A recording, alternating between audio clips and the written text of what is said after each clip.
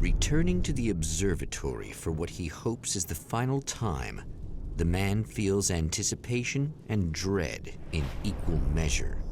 Soon, he knows, he will have what he needs.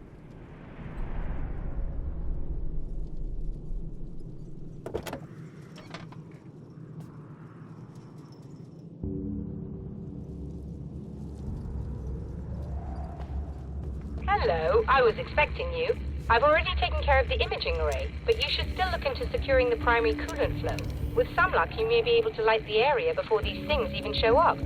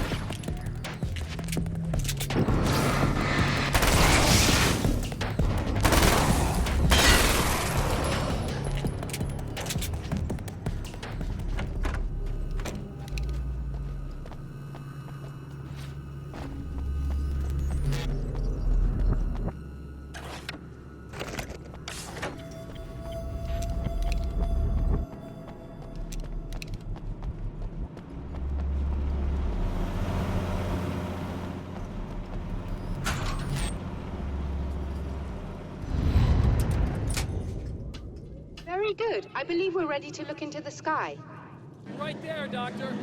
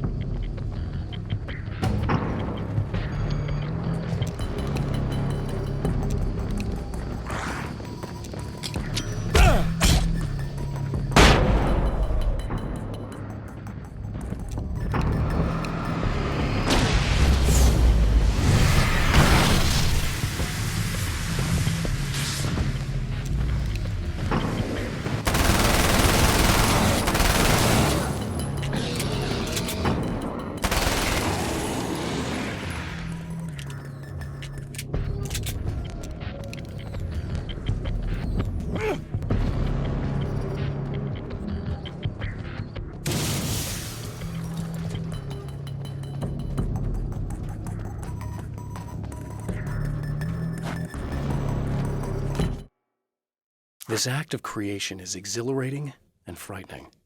Subtext and symbols loom eager to take effect. Causality and consequence become domino chains that stretch into infinity. The more fundamental the change, the more unpredictable the variables become. Reality is too complex to control completely. Ordinary questions become meaningless. Who created who? What is really real? Everything is as real as everything else. You learn to let go of the things you can't control and go with the flow, or go insane.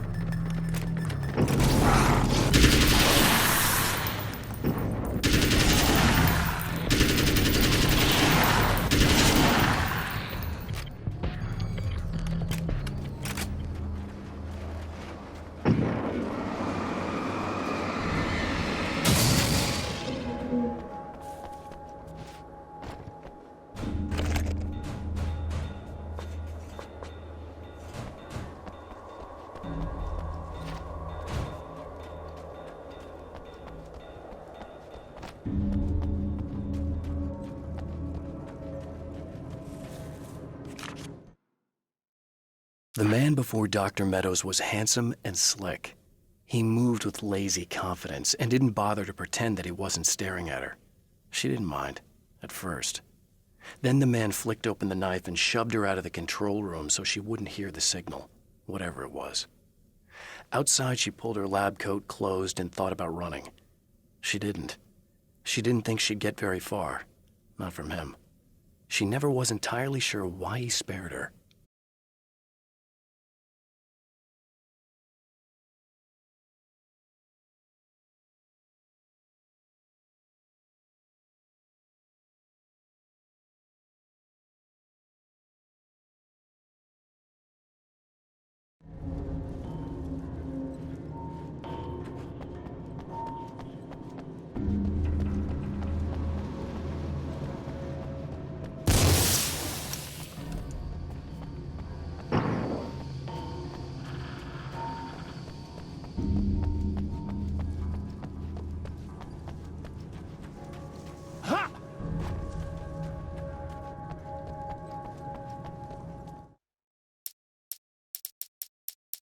The film noir poster reminded me of Alex Casey, the detective's cool exterior never cracking even with the gun pointed in his face.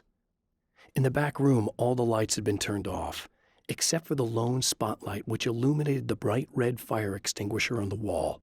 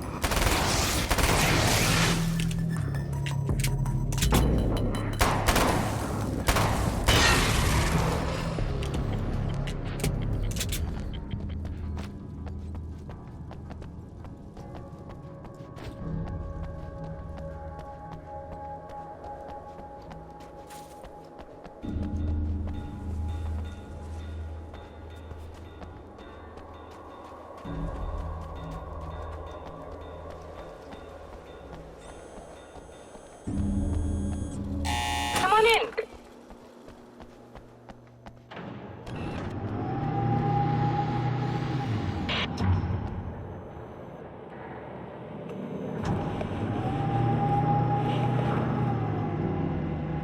This is what you look like. Does that bother you? I bet it does. I'm not just wearing your face, you know. It goes a lot deeper than that. There's a lot of you and me. All the best parts. At first, I was just an idea. But they kept telling all those stories about you. You already had that rep. And then you disappeared mysteriously. And then the stories about bad, crazy Alan Wake came true. And here I am. That's the best part, isn't it? When that happens. You can always count on Cauldron Lake.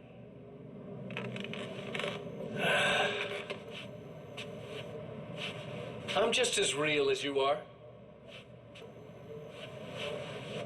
And I'm the improved version. No fears, no doubt, no weaknesses, no self-deception here. I don't let anything drag me down.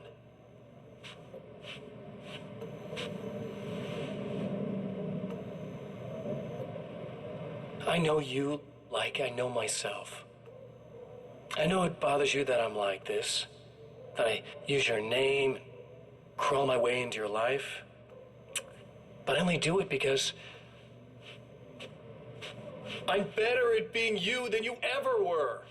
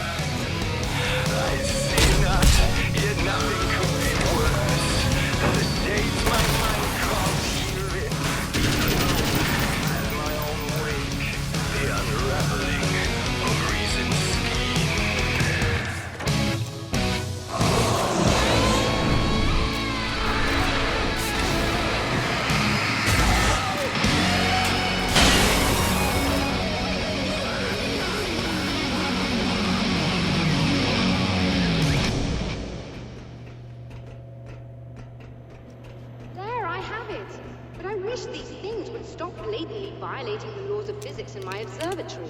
That's just rude. Are you all right? I'll live. I'm glad. I'll send the lift down to you. I remember our previous encounters very clearly now, but technically, if this really is a loop in time, we've never met before. I don't know why our awareness persists, but it's bloody fascinating.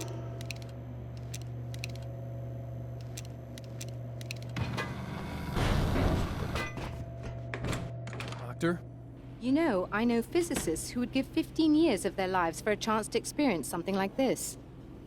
I'd imagine that being stalked by horrible axe murderers would curb their enthusiasm a little. Clearly you've never met hardcore physicists.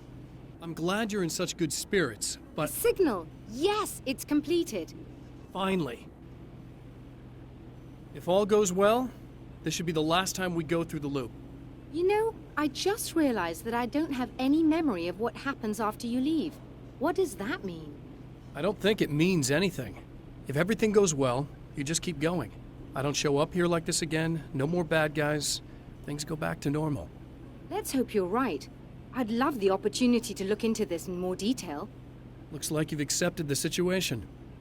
I'm a pragmatist. If this is a delusion, at least my first psychotic episode is anything but boring. Really, Mr. Wake, at the end of the day, I'm a scientist. I love mysteries. I love not knowing. Whatever else this might be, it's absolutely fascinating. I wonder how far this reaches. Is everybody in the world experiencing this? Who knows? I think reality's probably pretty fragile right now. Doctor, I can see you're very enthusiastic about this. I'd appreciate a bit of discretion. Are you suggesting that we should suppress this? No. You can do what you like, but I want you to leave me out of it. But surely, with the things you know, the things you've experienced, you can replicate any of these results. We could... Let me be blunt. If you drag me into this, I'll deny everything. I'll lie like my life depended on it. And writers are damn good liars. Word of advice. This is things man was not meant to know territory. You get into this, chances are you'll open up a door into a world of hurt. Believe me, I know. I see. In a strange way, he feels at ease. He is armed with his own words, and when the time comes, they will be enough or they will not. For now, he's content to let the currents take him toward the final confrontation.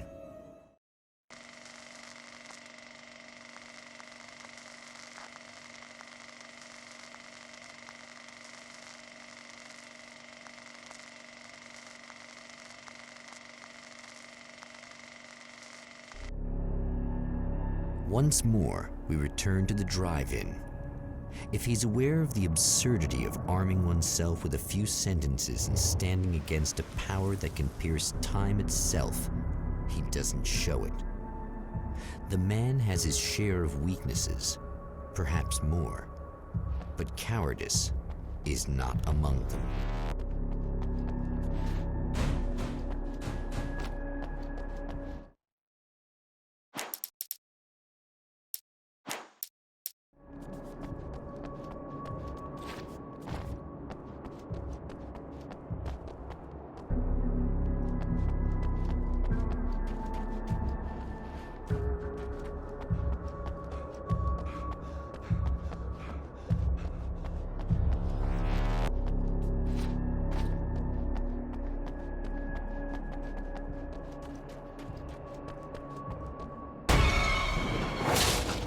Oh, you got yourself a little plan, do you?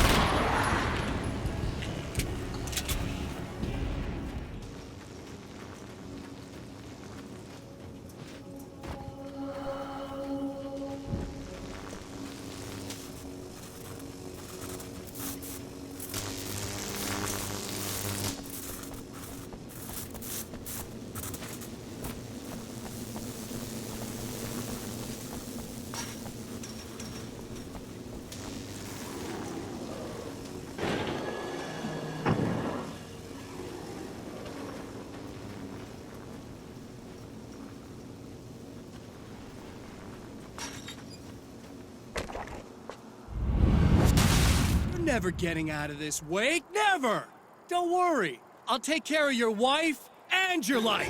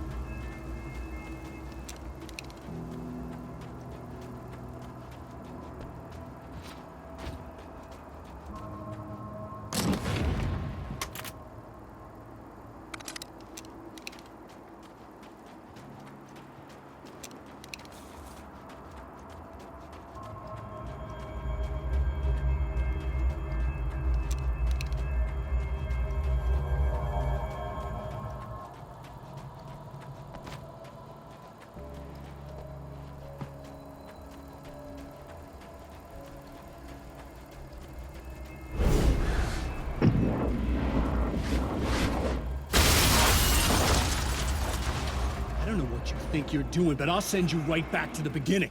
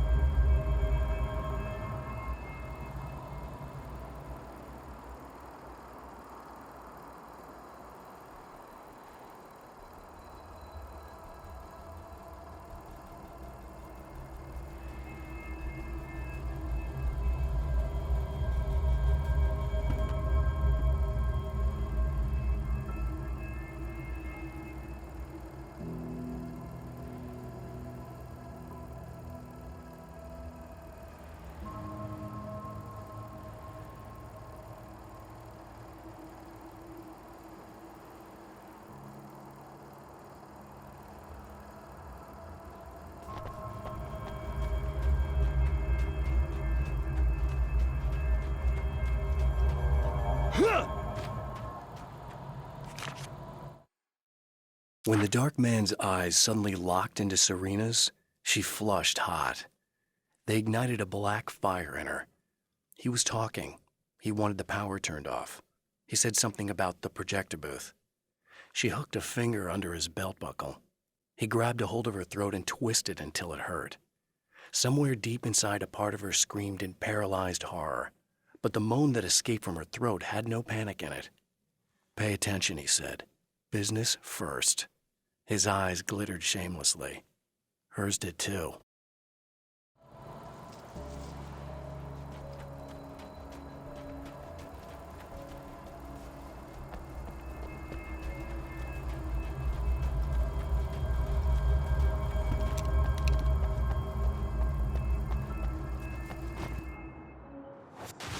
What?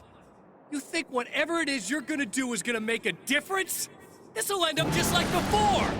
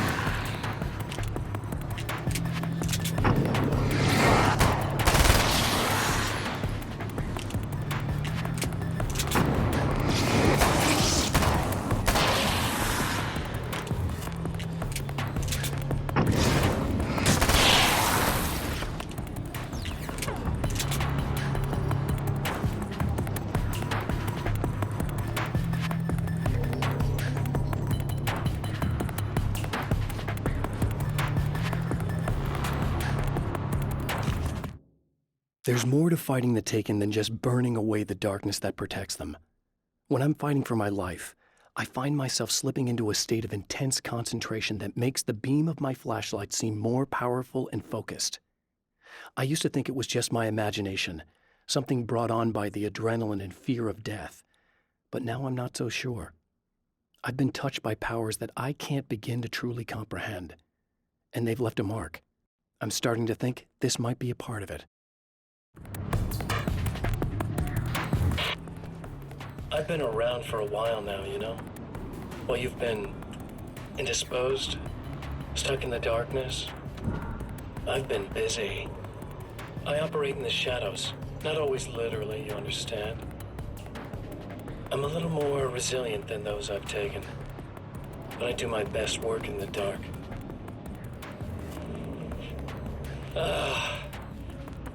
And there's so much darkness out there that goes deep.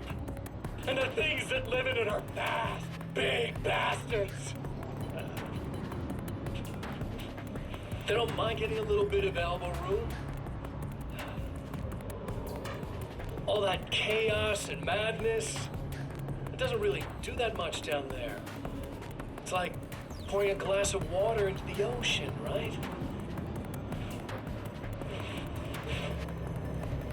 But up here, yeah, you can really make an impact. All they need is someone to bring them all the way through. But first, I had to take care of you. You party pooper. You're stuck in an eternal cycle now. The sun's never coming up for you. Everything else? Do my thing. Getting a bit of quality time with Alice? That's a little something for me. And I deserve it.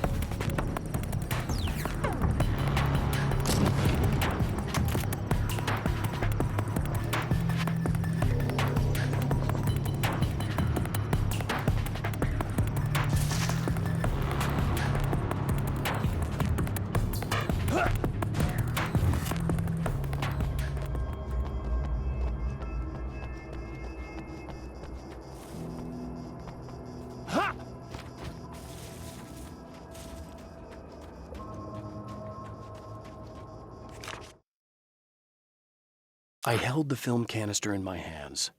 I saw her name written across it in big letters, followed by the title. It was a time capsule, moments snatched from times gone by, from a past that I hoped could also be our future. It was my salvation, our chance to be together.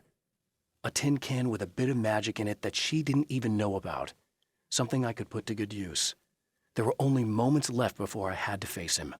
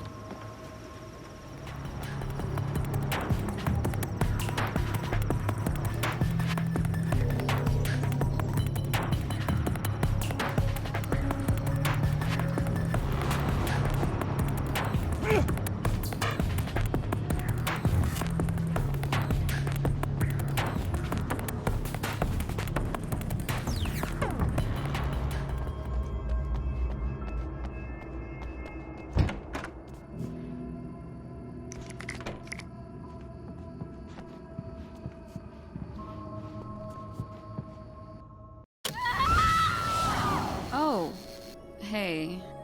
I'm hoping I can put an end to this now. You'd better.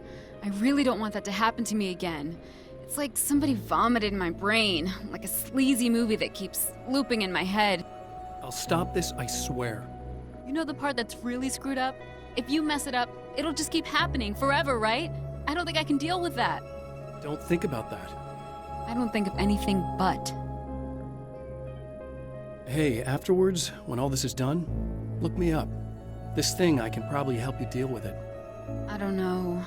It's almost like I'm not even in the same world anymore. Everything's just weird now. Yeah, I know.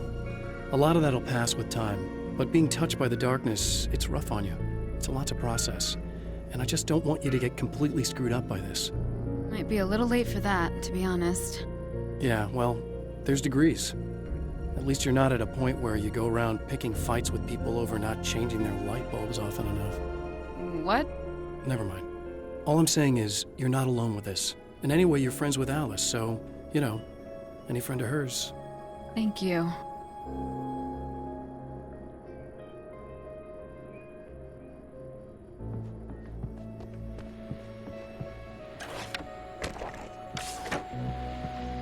Hello, folks, and welcome to the third part of our pre-recorded interview with Serena Valdivia and renowned photographer Alice Wake. So, tell me about the film. It's called Sunrise, and it really wasn't something I ever thought of as an actual film. It was just footage, things I saw and happened to shoot. It's not a medium I'm very much at home with. You shouldn't put yourself down. You've got a great eye. Maybe, but experience is another thing. Because you're primarily a still photographer. Yes, exactly. So I'm really used to thinking of the world in terms of snapshots. I frame something and try to pick the right moment, and then reveal that moment to people. Moving images are a different story. I'm still learning a lot about it, to be honest. So, this is a new thing for you? Or maybe I'm just a slow learner. But showing it like this is definitely a new step for me. It's a little weird taking something this intimate and showing it to everybody. Not that the material itself is somehow shocking. It's just that those were private moments. But that's why it works, because it feels genuine. It's not so much a story as it is a sort of an echo, showing us how you saw your husband at the time. It's not really about the sunrise itself or Alan watching it. It's about you two together. I suppose. It's funny, looking at it now, especially now that it's been edited like that. It takes on a life of its own, almost. It's a kind of a fantasy. Well, there's nothing wrong with that. No, you're right. I'm glad you talked me into it.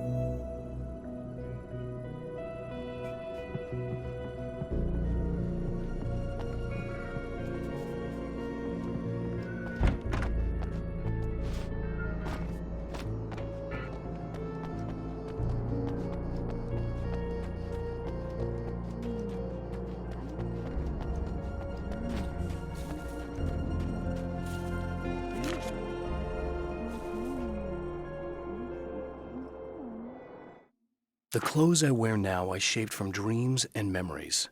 It's an old outfit, originally from the 90s. The last time I wore it was when I was still writing and Alice and I took a vacation in the desert before our troubles began. The night before, we'd been at a party, and I had dressed to the nines. On that lazy day, I put on these old clothes, worn and comfortable. Alice made a joke about grunge. I felt a little embarrassed, but I stuck with them. We were very happy. I'm sheathed in good memories to remind myself of what is at stake.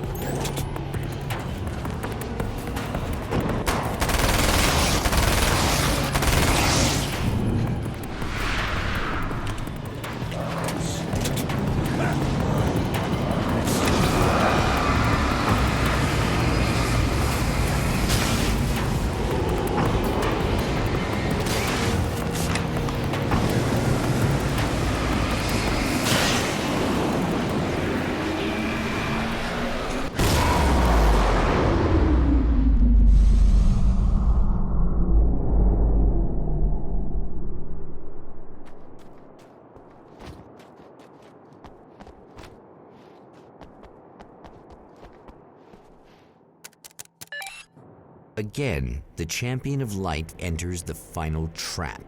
The new reality is almost here. All he needs to do is change the details of the scene, push it past the breaking point, and the rest will snap into place.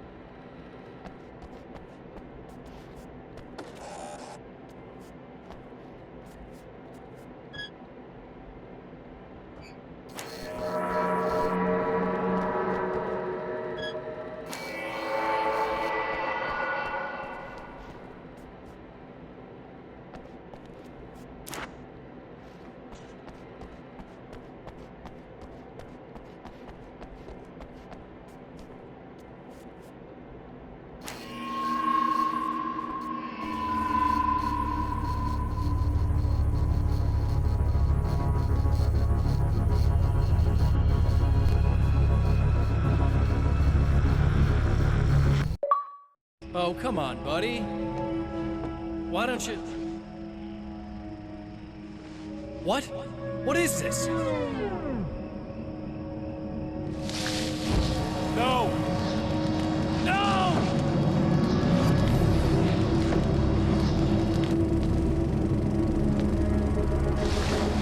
You can't do this!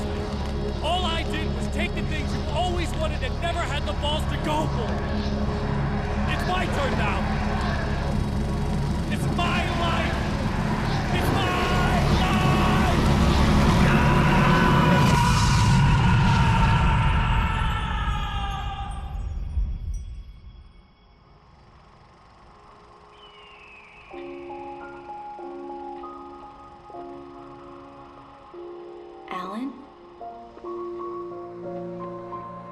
Is it really you? It's really me. How?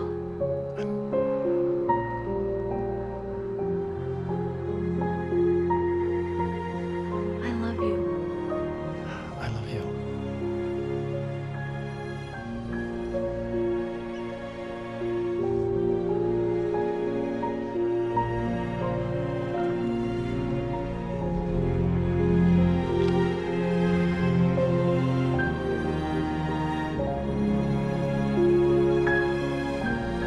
A woman, a man, two lovers, held apart for far too long, enveloped in the light of a glorious dawn. They both feel it. He's home at last. Are these actual events, or merely a dream? A memory, or a glimpse of what is to come? One thing is certain. This scene takes place in another time and another place, far, far away from Night Springs.